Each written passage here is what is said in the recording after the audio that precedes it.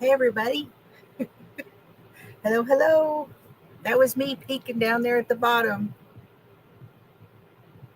Hey, good to see you. I'm glad you came in tonight. How are you doing? Did the grands go back to school? Thank you for coming in. We have, let's see, we had someone here earlier and it is not showing in the chat. And I really wanted to say thank you for her coming by and making a comment. Hello, Arity. And Victoria's here. And Debbie. Yeah. And Sue. And Arity. And Joan. Joan is here. Where's Joan? There her is right there. And also earlier, you guys, I don't know if you're seeing it in the chat, but I'm not seeing it on mine.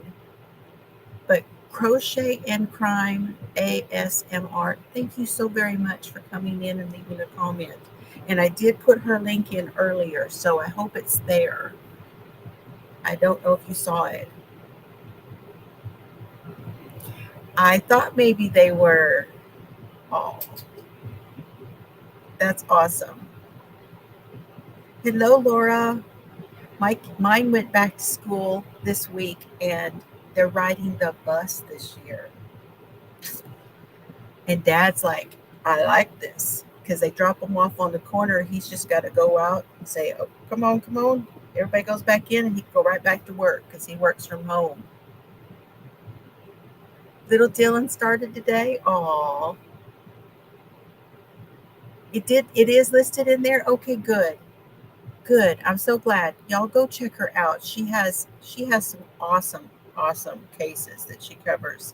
She's like me. She's not just all the new stuff. Plus she crochets while she's doing it. It's really awesome. I've been following her a long time. Hi, Lorna. Good to see you. Yes, mine started kindergarten too. My little Solomon, he started kindergarten. And Oliver's in 6th grade. Can you imagine? 6th grade. Oh, thank you.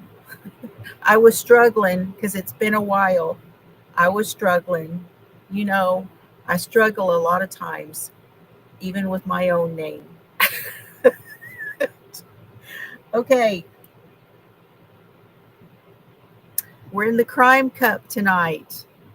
You can get these on my um, from Spring. They're not the biggest cup in the world, but they're nice. Debbie, happy birthday to you. Happy birthday to you. I hope you get yarn. Happy birthday to you. Oh, oh, and there's Jolene. Jolene, Jolene, Jolene.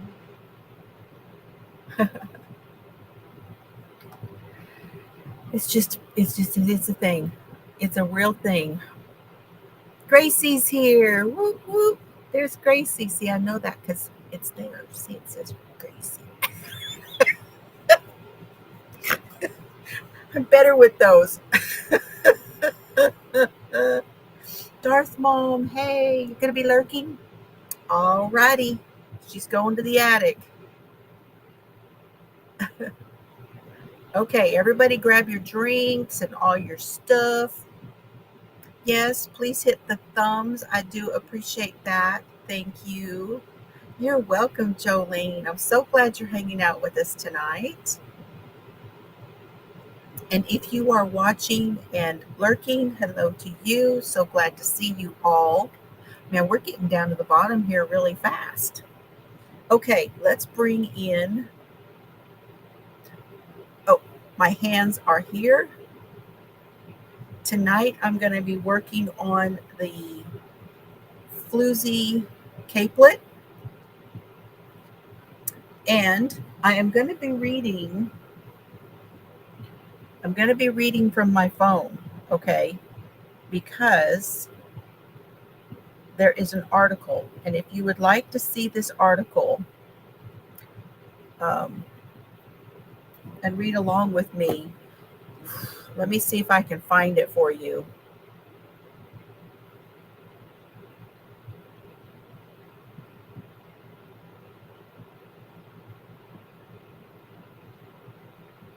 Okay, I got it. This is the article.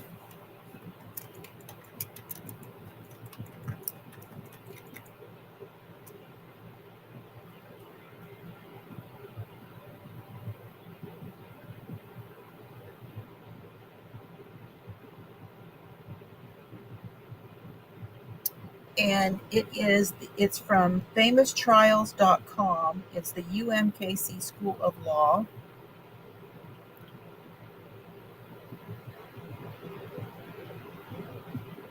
And here are the boys.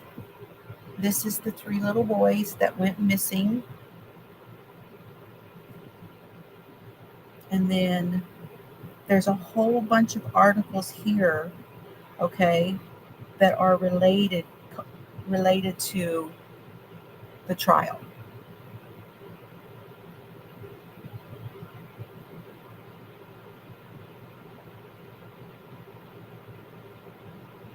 Chris Byers, Michael Moore, and Stevie Branch. So I'm actually going to read from this article, okay? Hopefully. Now we did talk about Stevie and okay, I've lost my where's my pointer? Oh, it's over there. All right, got it back. Whoop.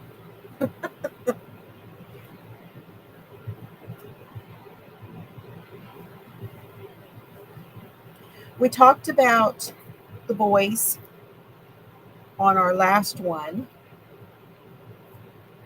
and we talked about the teenagers a little bit also.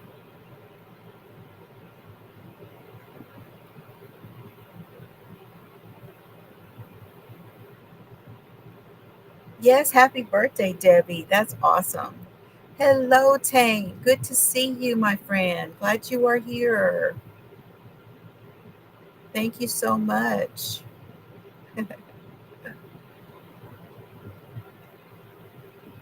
So, on a warm, sunny May day, three 8-year-old boys set off on a bike ride around their hometown of West Memphis, Arkansas.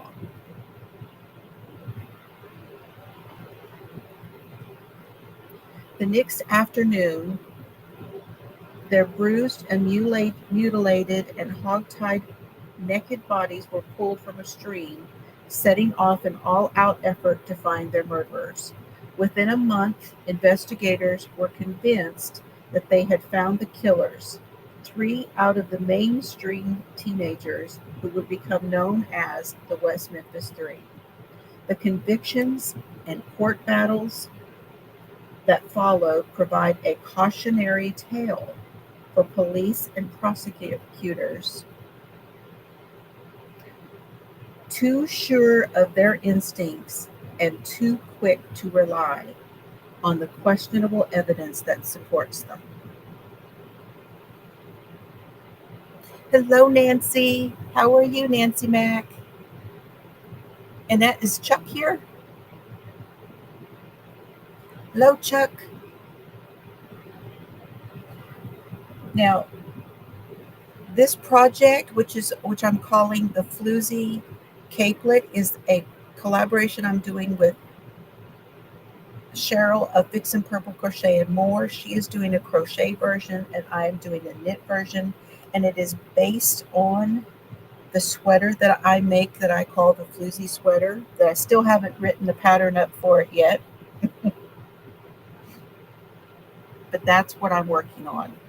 And I'm using James C. Brett Marble Chunky. Hello, Mimi. You're at the auction? Okay, going back and forth. Yeah, the auction's going on too. There is an auction for Joe Speakman, for Joe Speakman's son on, I forget which channel it is, but that's okay. And hello, Leanie. It's okay if y'all are going back and forth. I understand. At about 8 p.m. on May 5th, 1993, the West Memphis Police Department received a call from John Mark Byers reporting that his son, Christopher Byers, was missing. Byers and his wife, Melissa, told a patrol officer that Chris had been last seen at about 5:30 walking in the yard. Within the next 90 minutes, police responded to two more calls from worried parents. Dana Moore said she saw her son, Michael, riding off on bikes with two friends around 6 o'clock, but he never made it back for dinner. And Pamela Hobbs said she hadn't seen her son, Stevie Branch, since he left for school. So she hadn't seen him at all after school. Stevie,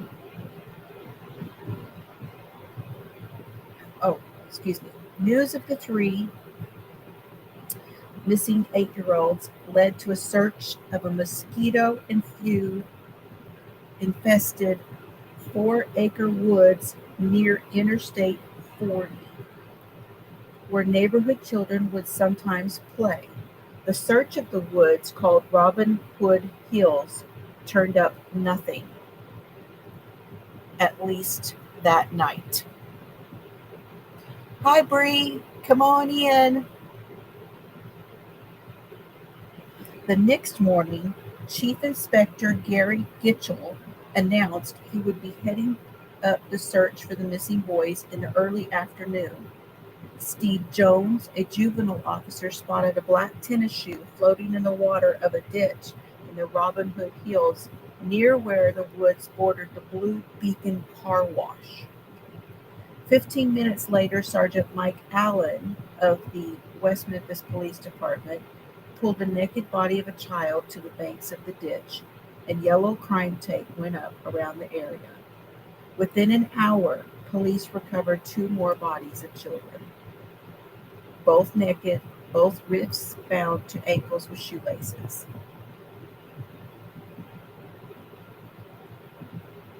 Okay. Upon hearing the news, Terry Hobbs, stepfather of Stevie Branch, fell to the ground and wept. Now, he's the one that we have been talking about, wondering whether he was responsible or not.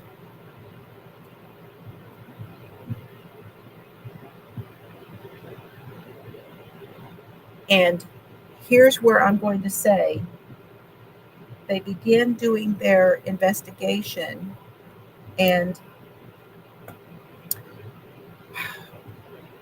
if you watched any of the documentaries about it, you will have learned that the local law enforcement had been relying on a person who was a parole officer there, and someone who they thought had his nose to the ground where it related to satanic things going on and cults and all of that. And that, again, this was during the satanic panic time. Well, he thought that he knew some of the kids that would have fit the bill for this. And based on what he said, investigators went out and started talking to some of these kids.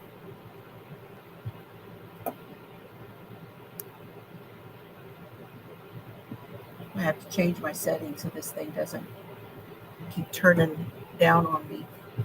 Hang on just a minute. I'm going to change my screen settings so I can read this.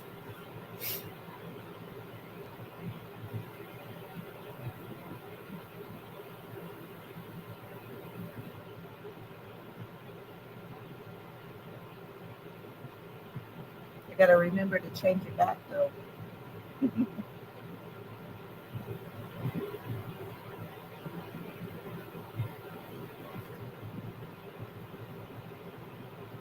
How many of you have listened or to anything or have watched any of the documentaries now? Anybody? There are still a few that I have not seen.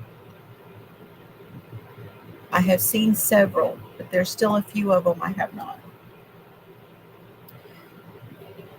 So on May 7th, Steve Jones, who is the juvenile officer who first discovered the bodies, interviewed a troubled local teenager, Damien Eccles, who had been under the watchful eye of another juvenile officer, Jerry Driver, for some time.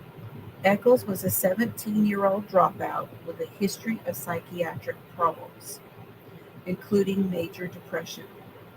Eccles wrote dark poems, dressed mostly in black, wore long hair, had a tattoo on his upper arm, and was a self-described Wiccan. In the previous couple of years, Eccles allegedly had threatened his former girlfriend and the boy that she was then dating, as well as his own father.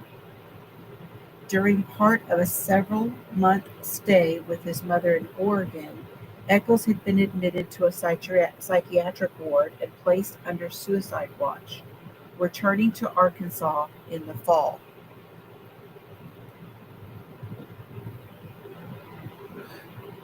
Okay, Melissa. It's been a while. Okay. Hey, Lori, how are you feeling? Yes. Don't forget to, you guys, if you want to put your channel, you can put the word teal, Teal. So, Melissa, if you are, I don't know if you're podcasting right now, but we can certainly share you out if and when you decide, and someone can go over and watch your channel. Lori can put hers in there. Oh, thank you. I did them last night.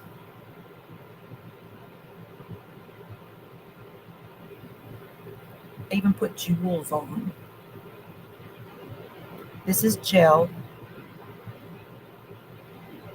And I don't know if you can see the sparkles, but there is, oh, I think that's a sticker. I went thrift shopping. That's a video that will come out later. I think those are stickers on there.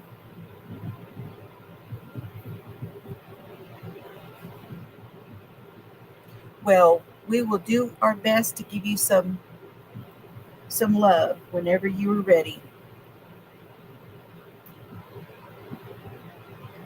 That is something that you guys, I did not know that Damien Eccles actually had been. I don't remember that from the documentaries that I have watched. I'm sure it's in there, but it didn't stick with me. He had allegedly had threatened his former girlfriend.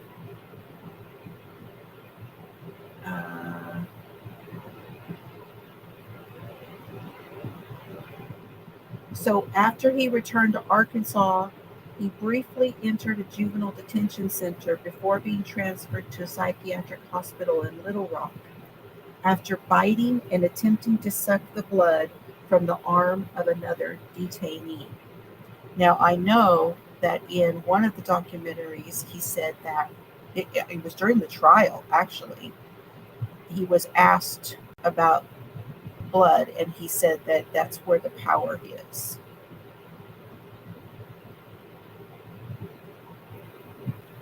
And that was not, helping his case at all.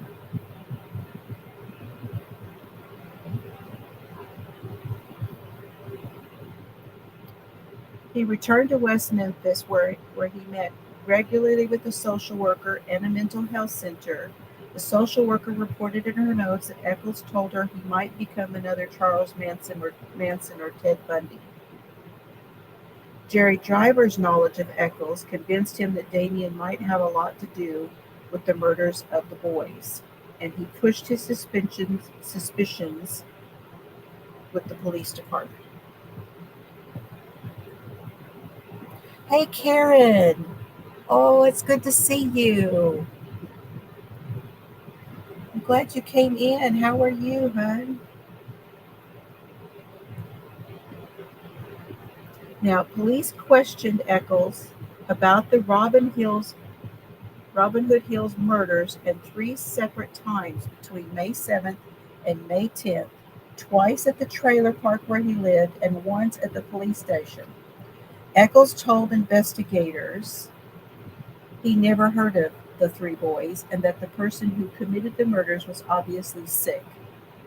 He said he spent the evening of May 5th at home with his mother, talking on the phone with 2 girlfriends, and in his notes of the interview, Lieutenant James Sudbury reportedly stated that the killer is probably local and that he won't run. He noted that Eccles likes to read books by Stephen King and has evil across his left knuckles. Well, I like to read Stephen King, and I don't intend to kill anybody.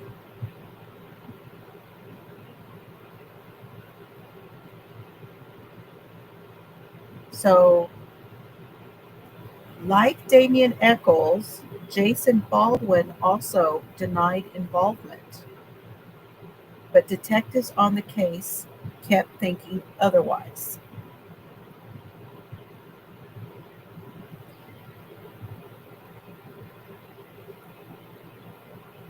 So, everything might have come to a halt if it not been for a local waitress named Vicki Hutchinson. She told police that she suspected the killings were cult related and that she was willing to play detective. Now, here's the real story here. They had her on something. She had been in trouble and they had her, and she agreed to play detective in order to get the charges dropped. So, there's that. I hope your back is better, Karen. I know it's a struggle. I'm still struggling with mine. Still going for treatments and stuff. But I'm glad you're here, and I'm glad to hear you're doing better.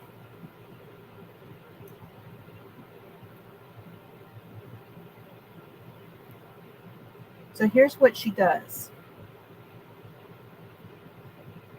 She had this neighbor, Jessie Miss Kelly, who sometimes babysat her children and mowed her yard, and that he might provide an opportunity for her to explore the secret life of Damien Eccles. So she told authorities that Miss Kelly, who had an IQ substantially below the normal range of intelligence, told her about Eccles and that his girlfriend, who drank blood and stuff.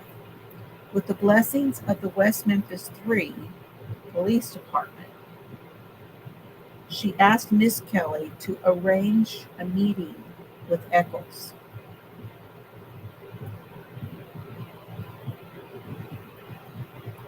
Jessie agreed and brought Damien over to Hutchison's house and made introductions.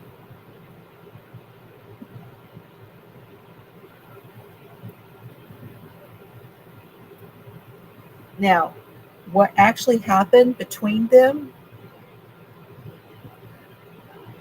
didn't come out until later, much, much later, because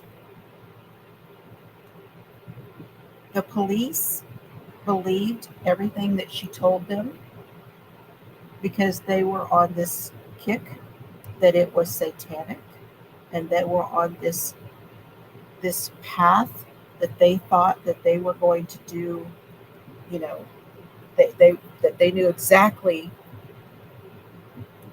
what was going on, and they were pursuing it. And so the things that she was telling them were exactly what they wanted to hear. and it got her out of trouble. But if you read the book, Harvest of Innocence by Dan Stidham, who was the lawyer, that's the book that goes along with that. I feel like it is the one of the best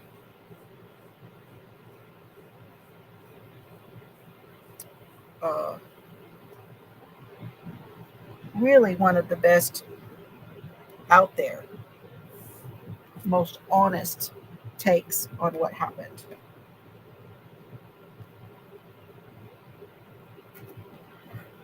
He speaks quite a bit about how she totally lied, and she actually came back and recanted all of it.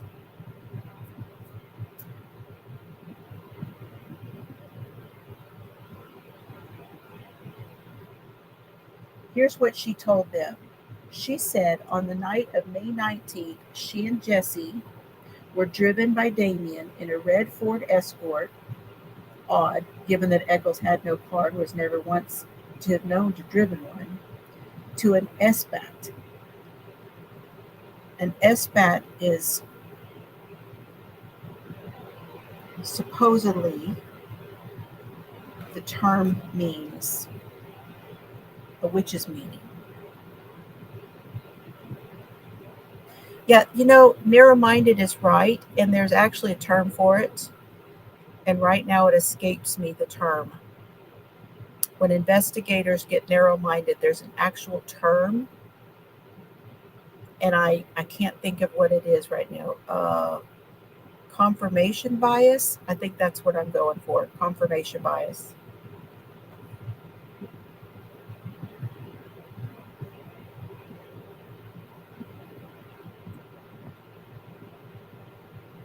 So this is supposedly this happens in a field outside of town where she encountered 10 young people, each with faces and arms painted black, stripping off their clothes and touching each other. She claimed that those participating in this orgy used nicknames like Spider, Snake, Lucifer. She supposedly was offended because they were all naked, and she asked Damien to drive her back home, which he did, leaving Jesse at the orgy. In late May, Hutchison and her 8-year-old son Aaron met with detectives. While Vicky shared her story about the SBAT, Aaron told authorities that he and the 3 murdered boys often visited Robin Hood Woods together, and that on one visit to the woods, they saw 5 men sitting in a circle chanting and doing what men and ladies do. On June 2nd, West Memphis police polygraphed Vicky, and polygraph administrator reported that Hutchison was telling the truth. Hey, Maribel.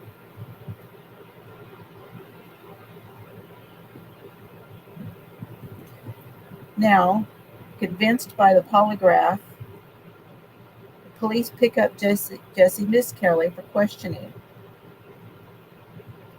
They tell Jesse there was a $35,000 reward for information, leading to a conviction in the case. If he helped them solve the case, his family would be eligible for that money. Now, I got to go back because I messed up. I'm not supposed to be knitting all of these. Hold on, y'all. I got to tink back. That's knit backwards, in case you don't know.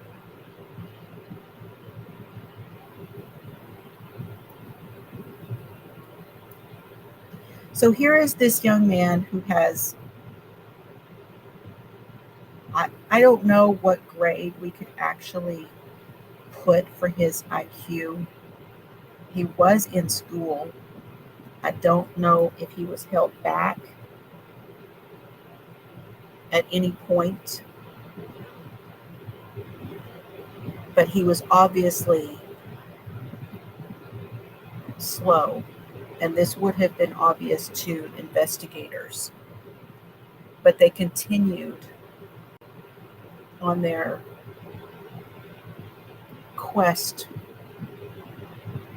and decided that they would question him anyway. And they did it without his parent, even though he was a minor. And Jesse was confused, and he knew that they were the authorities. So he kept thinking,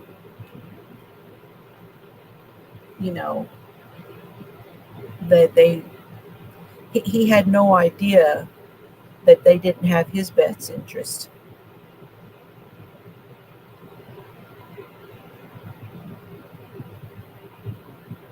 Okay, be careful. She's driving. Be careful, Maribel. Y'all are making me jealous getting to see your grands. Haven't seen mine since, what was it, May? When was I there?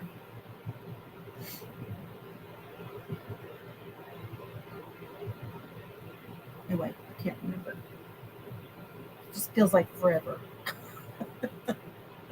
I know it wasn't that long ago, but it feels like it. And I'm missing them because today is the 9-year anniversary of my mama passing. So there's that too. So I've got that on the back of my brain too. For some reason, I cannot do the pearls like this. I just can't. I can't make that work. See, I can do the knits by flicking, but I can't do the pearls for some reason. I have to throw it.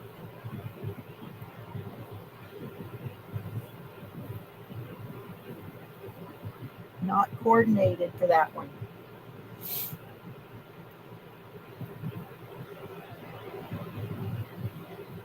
Thank y'all. Just letting y'all know. Now, it affected me much more last week for some reason than it did today. I felt better today, and I went shopping today. And like I said, I'll have a video coming out for you guys because I learned to be a shopper from my mama. So there will be a shopping video because I went out to honor her. I shopped on her day, and another thing we do. My mama, the shopper, would buy 2 of everything, and there were 2 of a lot of stuff I got.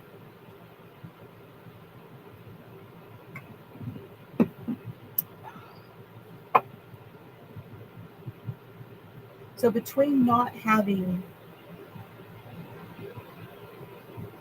the intelligence to know what these investigators were up to distinguish between what's right and what's and the fact that they were misleading him in order to get him to tell them things, and him wanting to give them the answers that they wanted, they just kept at it, and he just kept talking, and eventually decided, and even he was intelligent enough though to know later on that they pushed him enough that he decided to just tell them what they wanted him to tell them to get them to leave him alone, because he thought he was going to get this money that his family that didn't have any money, they lived in the trailer park, they lived on the edge of poverty, that that they would get that money if he helped them, and he would go home and everything would be fine. When in reality, he really didn't even know Damien. He didn't really know either of them, Baldwin or Eccles. They went to school together, And that's about it. He had never been anywhere with them. He had never hung out with them. Nothing.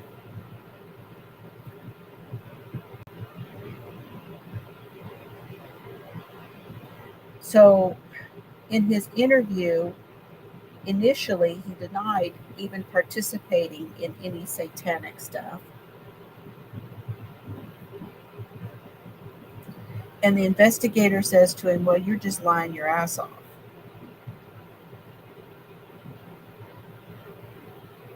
After hours and hours of questioning, he begins to tell them what they want. That he and Damien and Jason committed the murders. And here is what he told them happened. He says, I kept telling the inspector I didn't know who did it. I just knew of it, what my friend had told me. But they kept hollering at me. They kept saying that they knew I had something to do with it because other people had told them. After I told them what the three boys were wearing, Gitchell told me, was any of them tied up? That's when I went along with them. I repeated what he told me. I said, yes, they were tied up. He said, well, what was they tied up with? I told him rope. Well, so right there, they should have known that he didn't know anything because they weren't tied with rope. They were tied with shoelaces.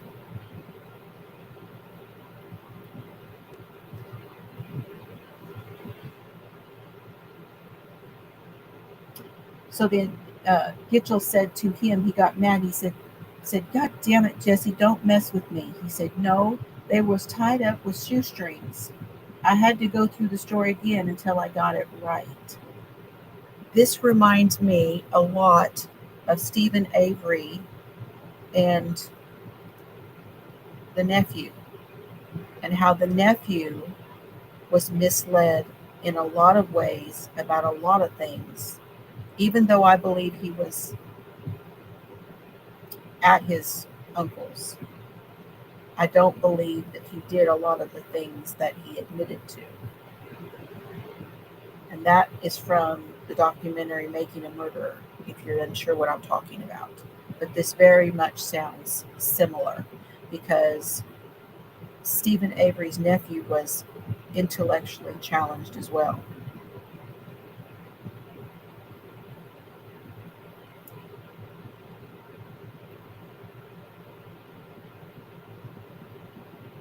They hollered at me until I got it right. So whatever he was telling me, I started telling him back. But I figured something was wrong. Because if I'd have killed him, I'd have known how I'd done it. Hi, Tina. Thank you so much. I appreciate you lurking. Hope you're doing well.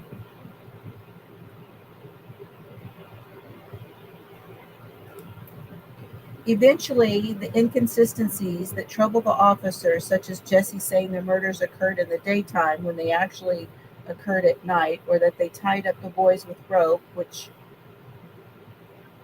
they knew were shoelaces, everything gets ironed out, and Jesse's story begins to match the known facts. 5 hours after picking Jesse up, they taped the confession. Now, they did not video the confession. They put it on. There's no video of it. There's just audio. Jesse states that while in the woods with Damien Eccles and Jason Baldwin, he watched Eccles hit Chris Byers in the head with his fist and bruised him all up real bad. And then Jason turned around and hit Stevie Branch. Then the other one took off. Michael Moore took off running, so I chased him and grabbed him, and I held him until they got there, and then I left. He said that when he returned to the scene later, all three boys had their clothes off and were tied up. Then they tied them up. They tied their hands up. They started screwing them and stuff and cutting them and stuff. And I saw it and turned around and looked, and I took off running. I went home. Then they called me and asked me how come I didn't stay, and I told them I just couldn't.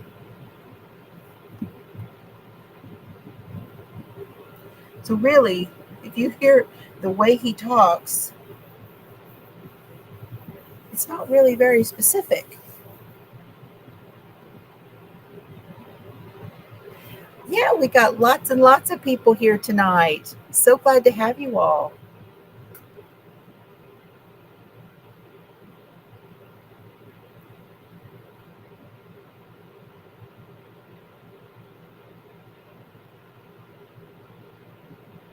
So then, because of what Jesse told them,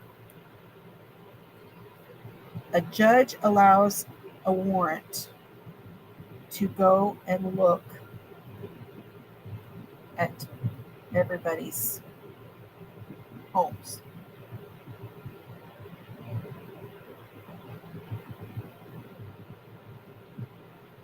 And then after that,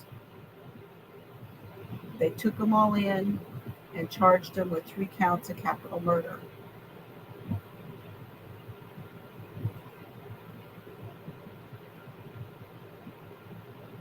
They made the announcement that they had made the arrests. And the famous, there's, I say famous, in other words, it was seen a lot. And that is the investigator, Getchell, was asked on a scale of 1 to 10, how confident are you? And he says 11.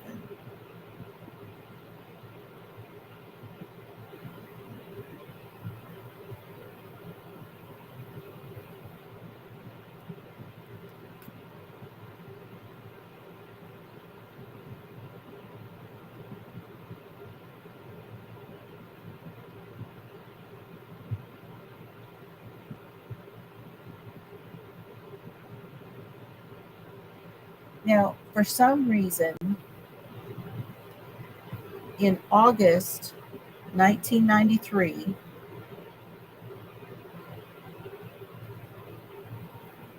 a judge rules that Jesse Misskelley should be tried separate from Damien Eccles and Jason Baldwin.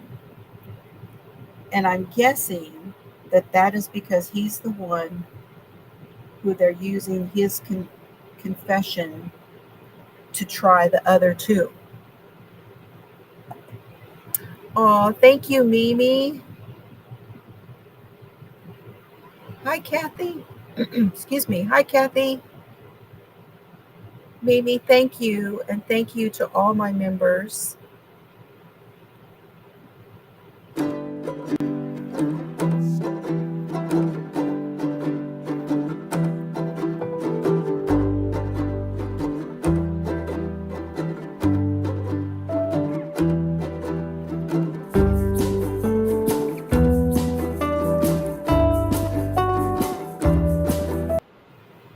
Hi, Katie. How are you tonight? Good to see you. Oh, Mimi, that's so sweet.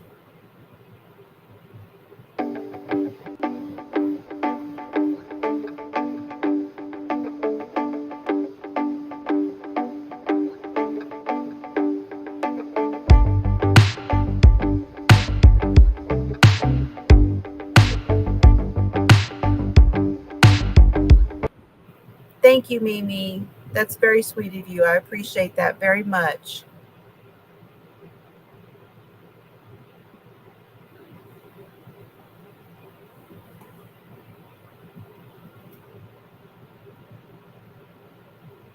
Okay, now,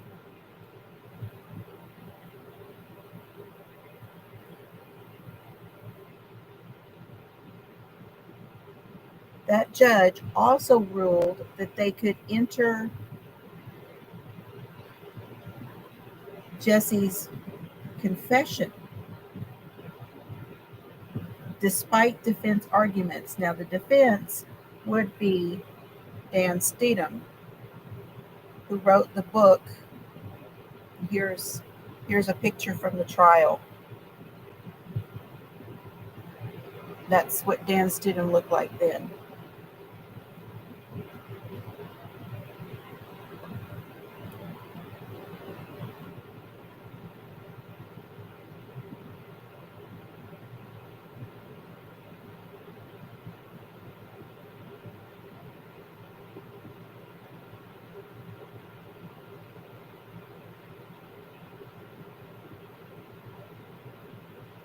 Now,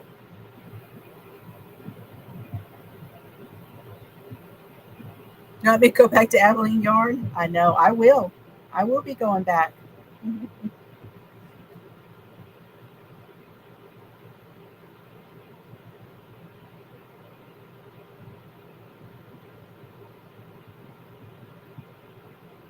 They brought the boys as now. This is talking about the trial, and I don't really want to talk about the trial right now.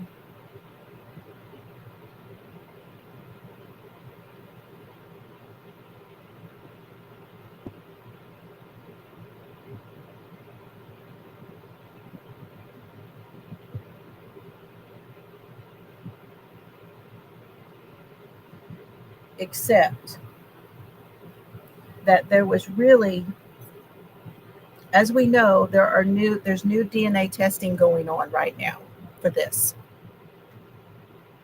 And the book is called Harvest of Innocence.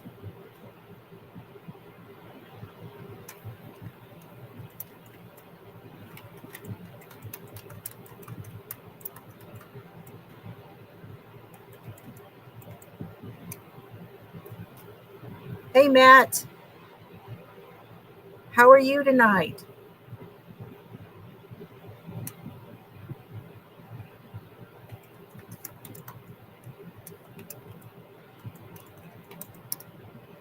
That's the book.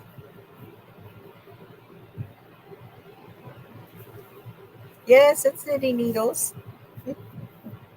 Nothing to be scared of. They don't have points on them. These are the prim needles, which have the little round deal on the end. You are welcome.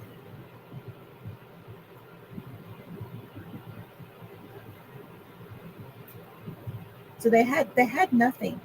What they had was when they did the search of the houses,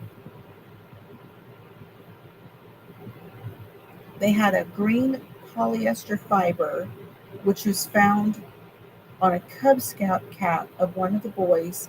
It microscopically was similar to fibers found on a shirt in Damien's house. A red rayon fiber that was found near the bodies was also microscopically similar to fiber on a red bathrobe found at Jesse's. That's it. They couldn't prove where they came from.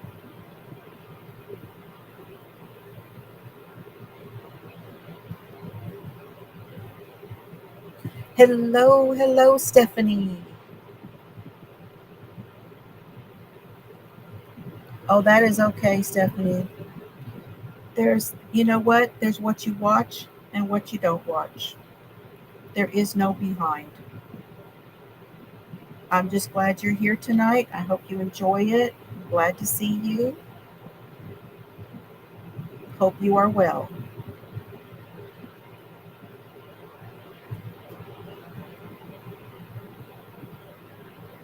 Now, the critical decision that was faced by Dan Steedham was whether to allow Jesse to testify.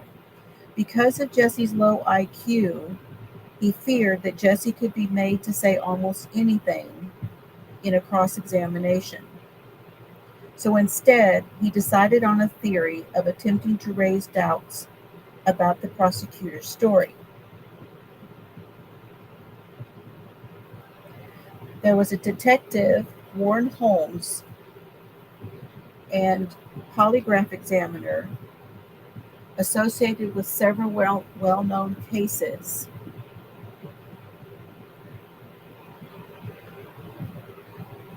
Like Watergate and the assassination of John Kennedy and Martin Luther King. He was prepared to testify and review the polygraph results.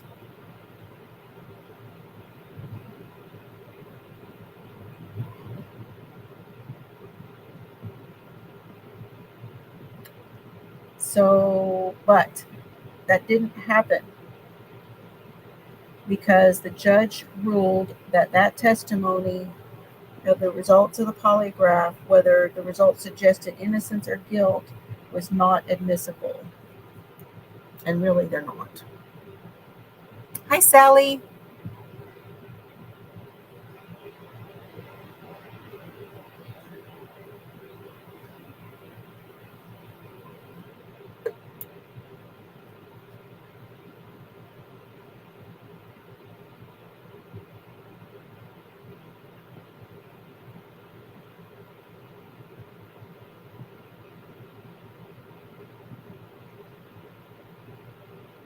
They tried Damien and Jason together 2 weeks after the verdict for Miss Keller, who was found guilty. And that began in Jonesboro.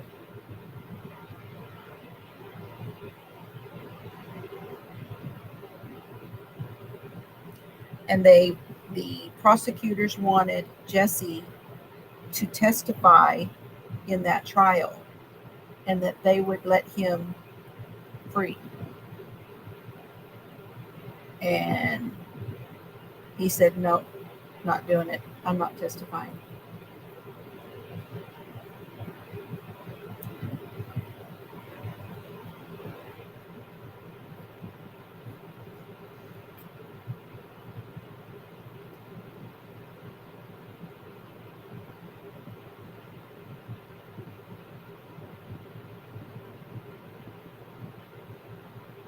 They did put Damien Eccles on the stand.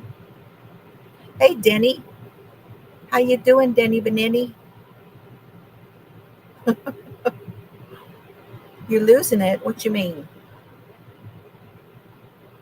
I know people are coming in and out because of other things going on, and that's okay. And I don't know if you were able to see some of the documentaries. I can't remember which one shows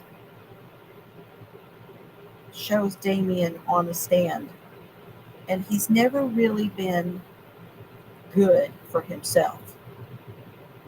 He looks odd. He looks different. And of course, that was part of the problem, is where this was taking place in the, I would call, Bible Belt part of the world, where the satanic panic was going on. And you had these oddballs who were wearing black and listening to metal and,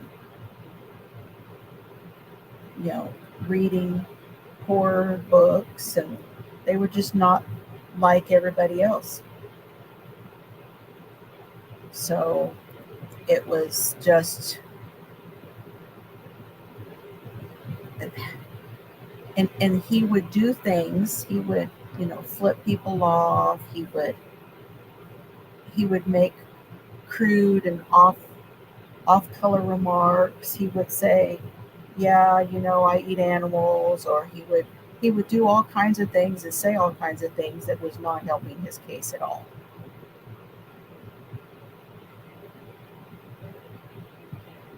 Thank you. Hey, Robin, good to see you. And I meant to say, if Lori's still listening, thank you to her for helping our friend Robin. I really appreciate that very much. I'm not going to say more than that, but I really wanted to thank Lori from Lori's Stories and Crochet for helping our friend Robin. Really glad that's going to work out.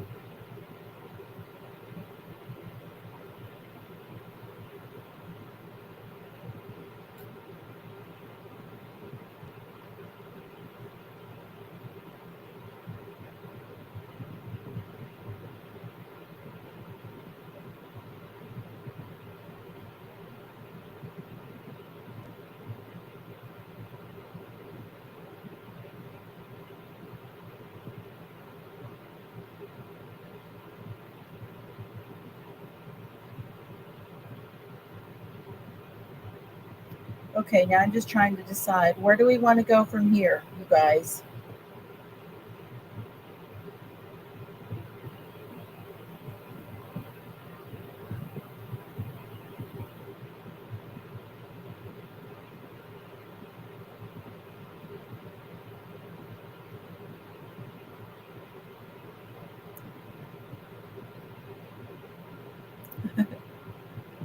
Hello, Darth Mom. Darth Mom, did I say hello to you?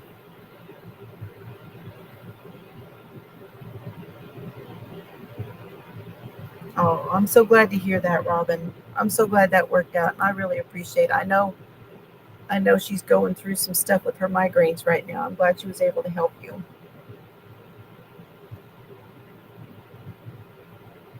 Okay. What do you guys want to know now about the case? We know they were all found guilty. It didn't matter. Everything they you know, Jesse did not. There was didn't have anything to do with their trial. They were still found guilty even without him. And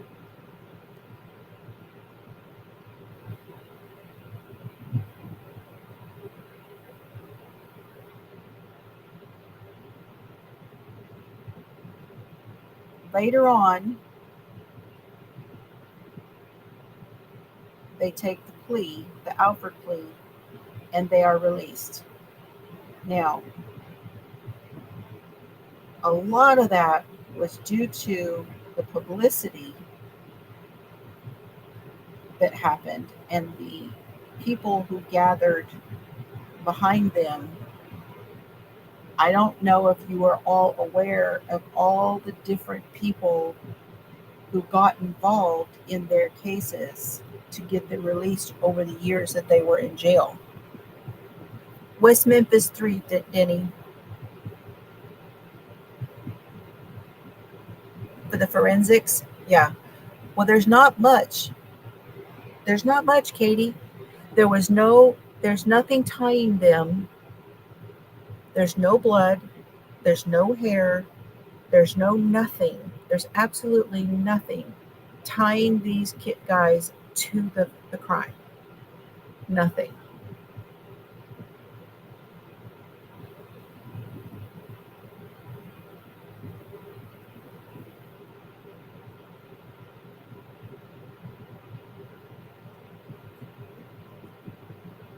However, there is forensics that is now being tested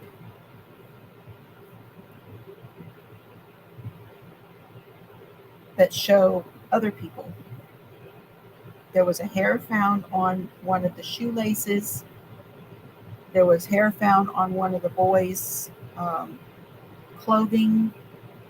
There was hair found on a tree right close to where the bodies were found. There's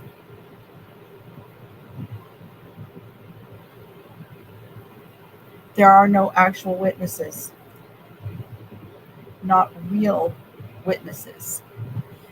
The witnesses that say they were there,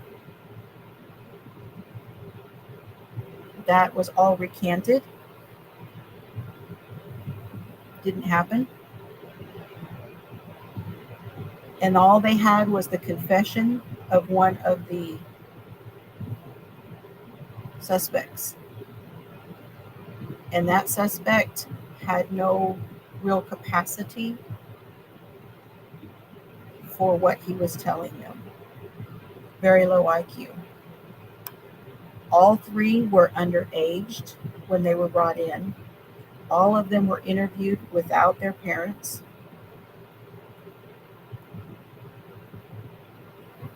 And they tried them on something which they were calling a satanic murder, which is not even in the law books. Even to this day, there is no such thing as a satanic murder. And yet they won the prosecution won against them for it.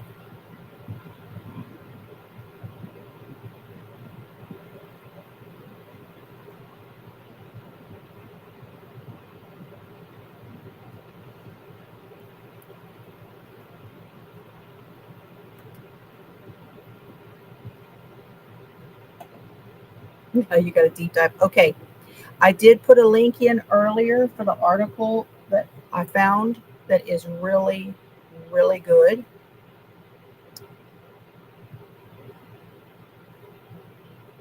I don't know if I still have it. Here is the link. FamousTrials.com.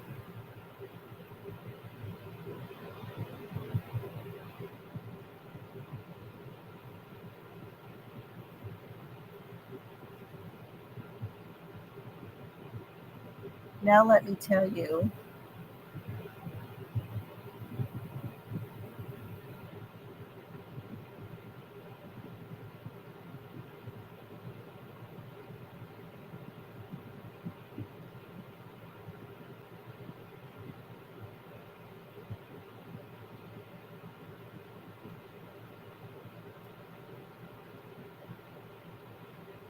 Well, I gotta spell it correctly first.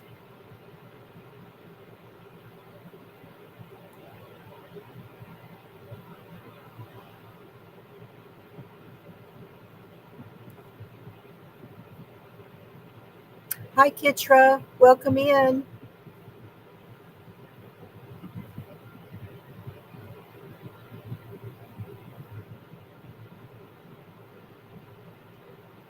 So, one of the people who was a pivotal supporter was Johnny Depp, Eddie Vedder, Natalie Maines, and Peter Jackson, the producer, Peter Jackson.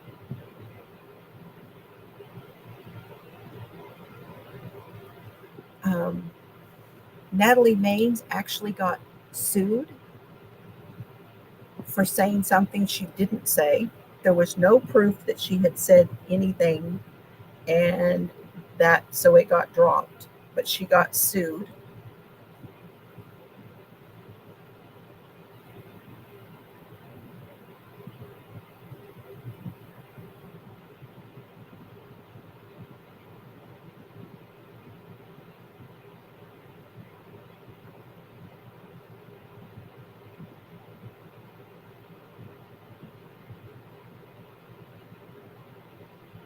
Henry Rollins,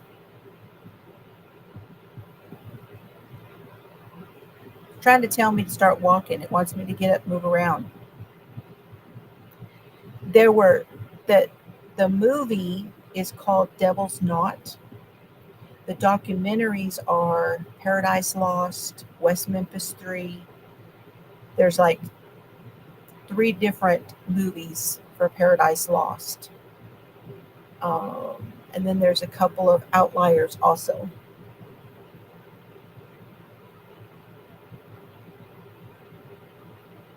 Rollins organized benefit shows to support them.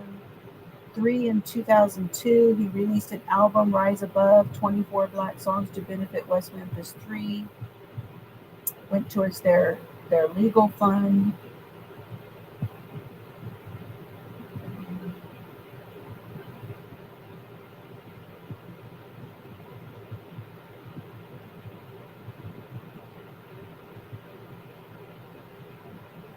Pearl Jam, Eddie Vedder advocated for them. He and his band, the Super Suckers, released the single Poor Girl in 2000 to benefit the West Memphis 3 organization.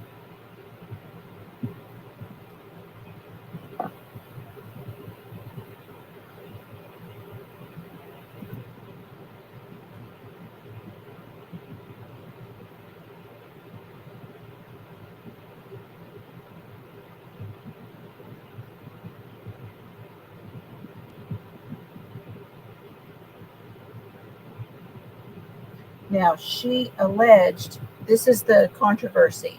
They're saying that Natalie Maines alleged that there was new information implicating Terry Hobbs.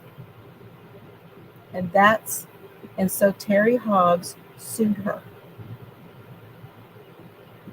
for defamation.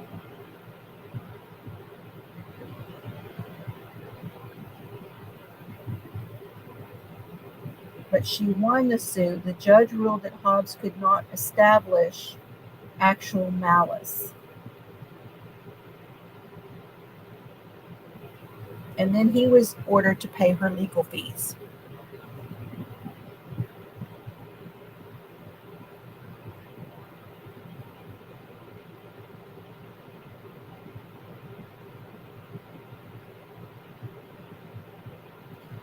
There's a 48 hours interview with Johnny Depp where he goes into his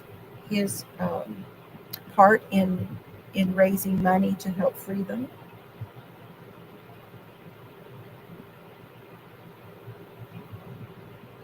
Comedian Margaret Chow spoke out about the West Memphis Three. They had a lot of support. No, it is just, okay, so the new DNA testing, the other day, I think it was, I want to say it was end of June or first week of July, that the testing was actually okayed by the judge. So I don't know when that's going to come back. We're just going to have to wait and see. It'll be interesting though. Now, if you know, Peter Jackson is the one who produced The Lord of the Rings. He was huge, and he is the one who produced, which one of the movies was it?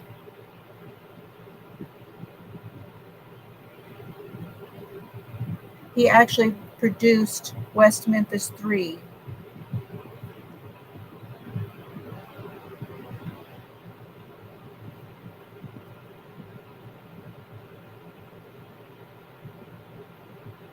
So yeah, they had a lot of support.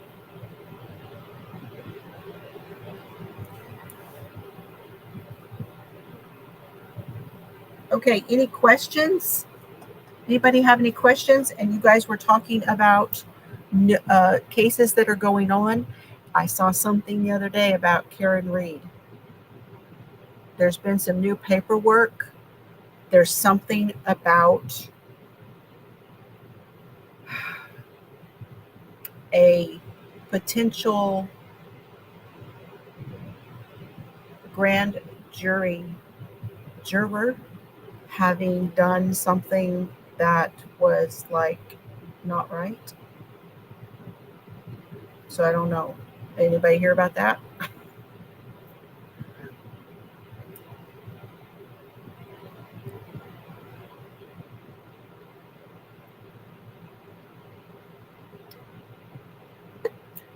And then in the cornholer thing, he's appealing. Evidently not appealing is not really not appealing.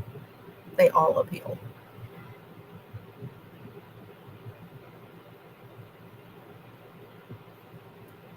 So there's that. Mm-hmm. He's appealing.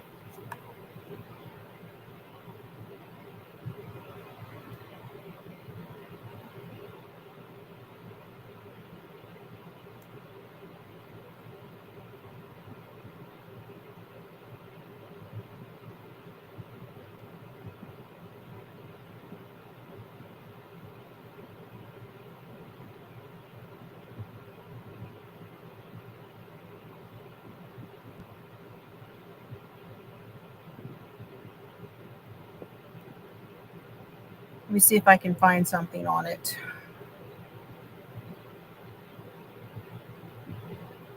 And now, there's a lot of controversy around the prosecutor for the Kohlberger case and how he was too soft he had plenty of evidence in order to go for a death penalty case. However, he did not do it. He's taking a lot of heat having not pursued it.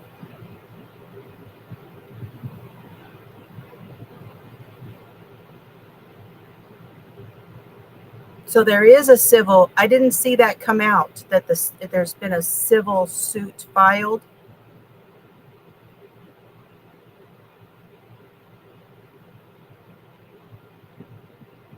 Mm-mm-mm.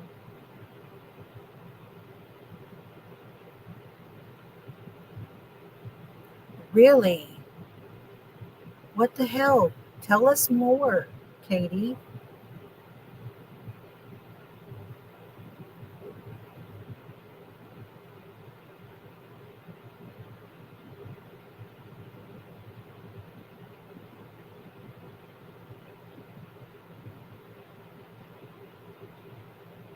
So here's what Bill Thompson said about Kohlberger. I didn't feel like I wanted to be at the center of the case, so it's really just a team effort. This was a huge team effort. I've been the prosecutor here for 30 years. I've never seen this degree of coordination with agencies like the FBI and the Idaho State Police, as well as Moscow Police Department. I don't watch social media. We made our decisions based on what the law was and what the evidence was. And frankly, we were pretty successful at insulating ourselves from what the swings of public opinion. Bullshit.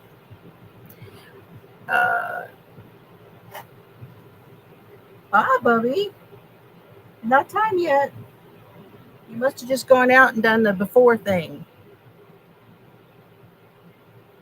It's sad in every possible sense. We've dealt with many homicide cases, unfortunately, during my time here as prosecutor. But this one just was so sad, such a loss of life. Young people, I saw this interview actually.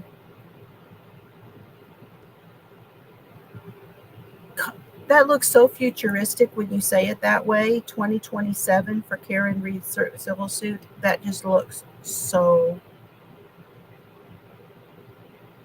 Okay, I will look for that 1 second.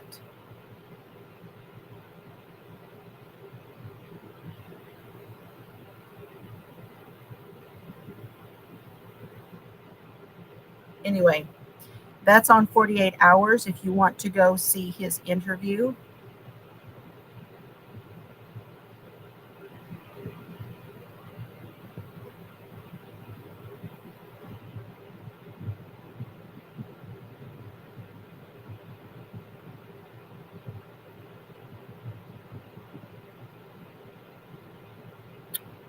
Yeah, it says there's been an arrest. Hobart man.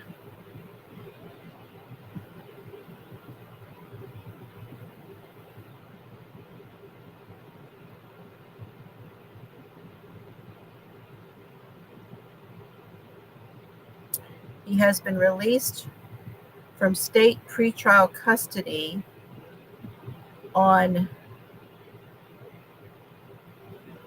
rape and aggravated sexual abuse before being charged federally.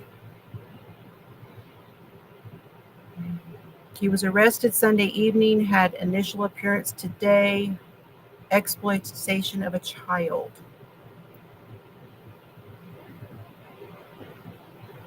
The complaint alleges he exchanged explicit messages with a female child, including messages persuading her to create and send him videos.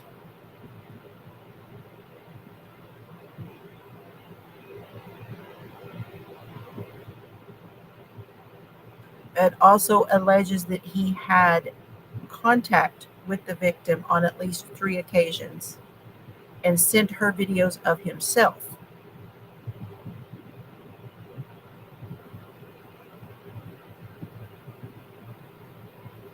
He's on bail.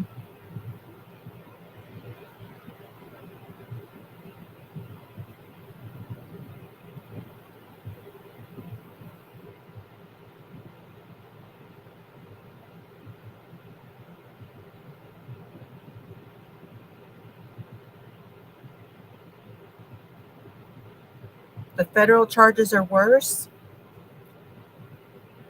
Is that for, did he put that out on the internet?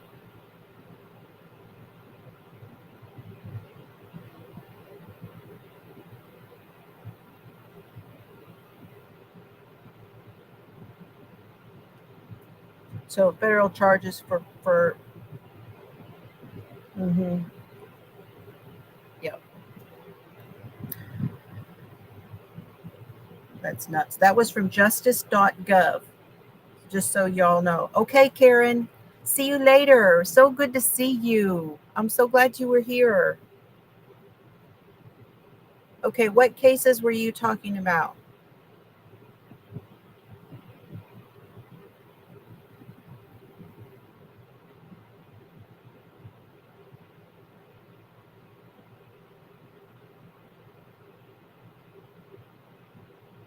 Yeah. Well, I kind of figured this civil case was going to come up, though.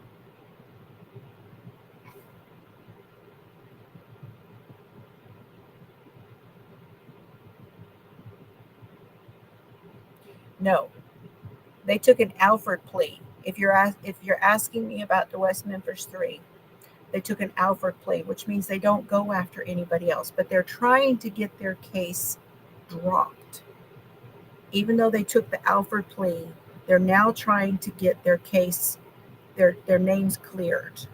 And that, when they do that, then hopefully they will, and with the new DNA, it will reveal possible other suspects.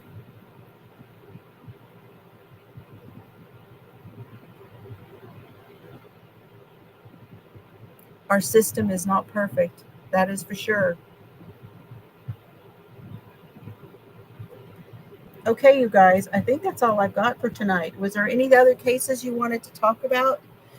I said something about Ohio the other day, and the one that I keep waiting for is the Wagner trial. And for some reason, it has not come up, and I don't know what has happened with that. I don't understand why that didn't happen. Y'all remember the Billy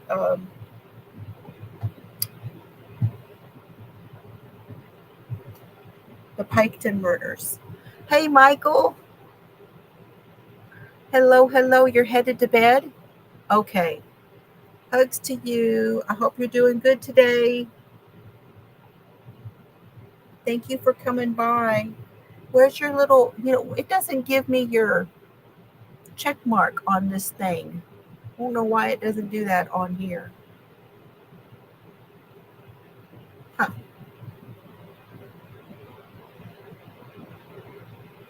Still no, as of April of this year, still no trial date.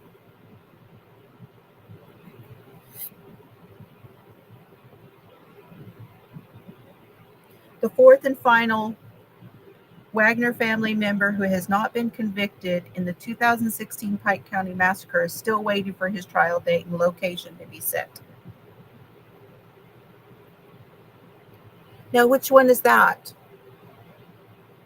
Where is he? Jaden Spicer. 72 hours. I want to say I saw something come up on, man, I tell you, Nate Eaton over at East Idaho News. You should follow his Facebook because he is all over the place. He has been posting things all over the place. And I think he might have said something about that.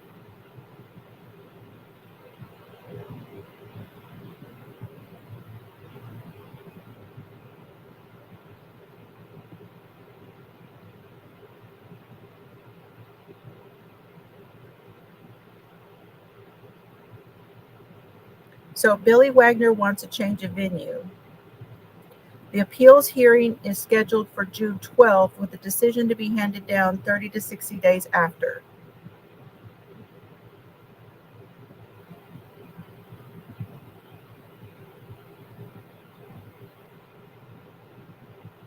Ah, the death penalty was taken. off.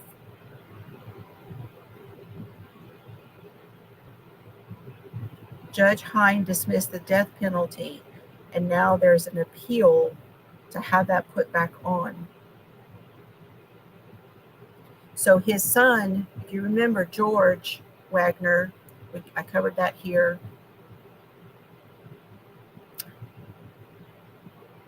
was convicted. His mother and his brother testified against him, and they were supposed to testify against Billy, the father. And they got the death penalty taken off because they testified against George.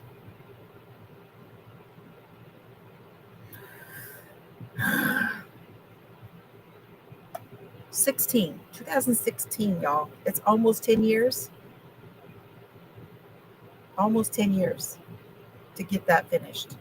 That's our justice system. It is what it is. The good, the bad, and the ugly, right? Kentucky? Are you saying Kentucky is where the little boy is from? Jaden?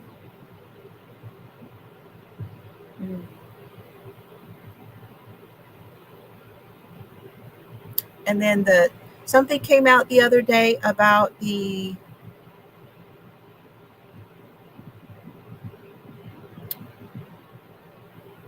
sheriff who shot the judge.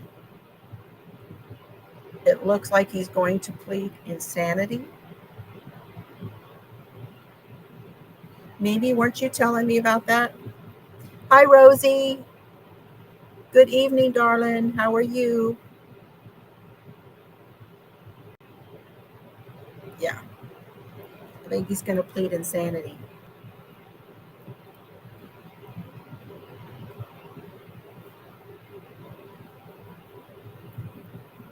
See what else is coming up. Well, even Lori appealed. She's got appeals going right and left.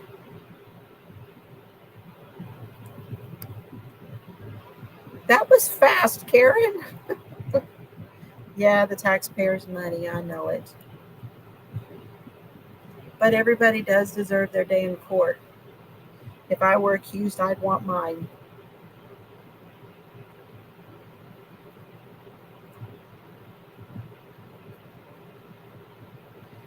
Okay, you guys. Anything else? I'm hoping to come on tomorrow afternoon, evening. However, I know there are some other things going on. And it's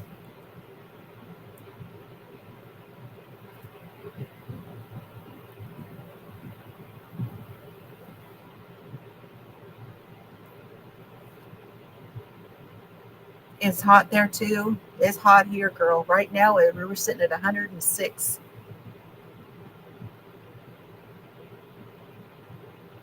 They do all appeal. Yes, they do. To go fast. It's too wet. It can't be getting wet. That's funny. Thank you, Marbell. Thank you so much, hon. This is for you.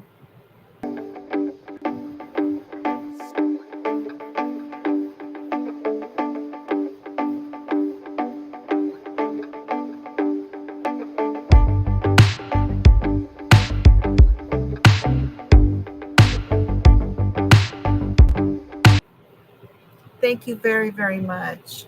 Very sweet. Wait, what? Not going to work. That Sheriff Stein is sadly headed to prison. Yeah. I don't think it'll work either. I don't. Now, I know there's been some other cases, but truly I have not kept up with current trials. I know that Donna Adelson appeared the other day for a pre-trial hearing, so that one's coming up. Donna Adelson is, what did they call that trial? Forget now what they called it.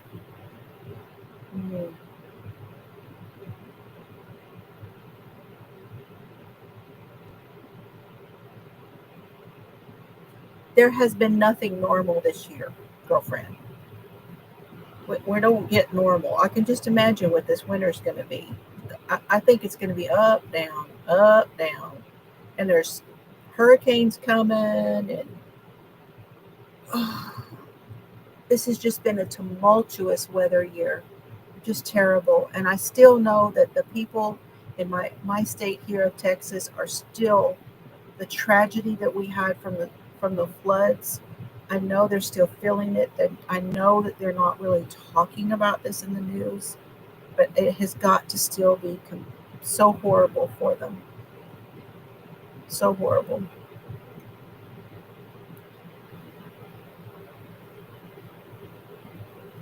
Yeah.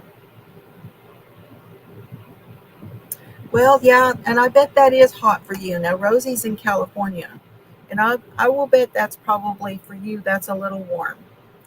If you're used to a summer of 70s, that's probably feeling hot, hot, hot.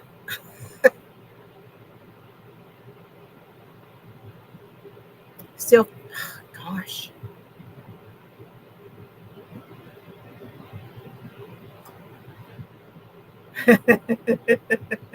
Don't say that word.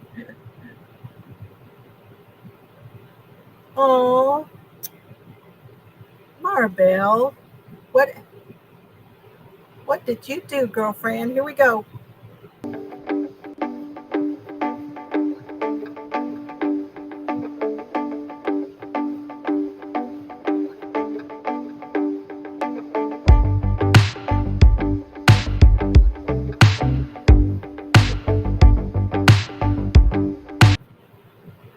Did you buy my pattern? I hope you bought my pattern. Good night, Robin. Take care. I am on my way out as well.